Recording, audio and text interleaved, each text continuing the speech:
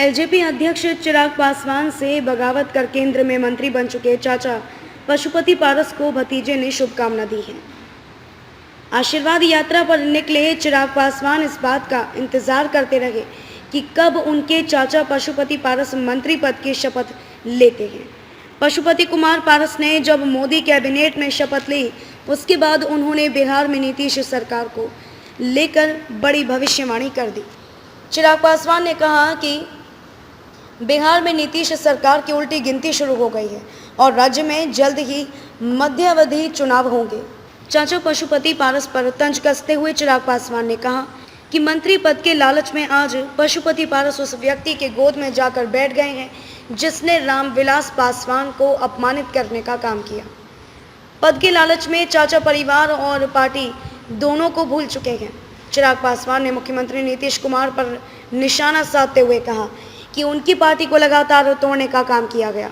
नीतीश कुमार तोड़फोड़ की राजनीति में माहिर खिलाड़ी हैं, लेकिन अब संकट उनके सिर पर आने वाला है। चिराग पासवान ने कहा कि चाचा भले ही मंत्री बन गए हों, लेकिन पार्टी पर उनका दावा मजबूत नहीं है।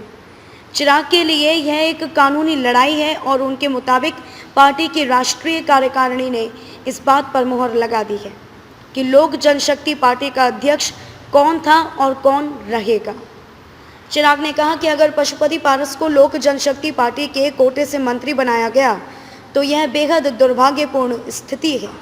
उन्होंने खुद प्रधानमंत्री नरेंद्र मोदी को पत्र लिखकर इस बाबत जानकारी दी थी कि पशुपति पारस को लोक जनशक्ति पार्टी से निष्कासित किया जा चुका है।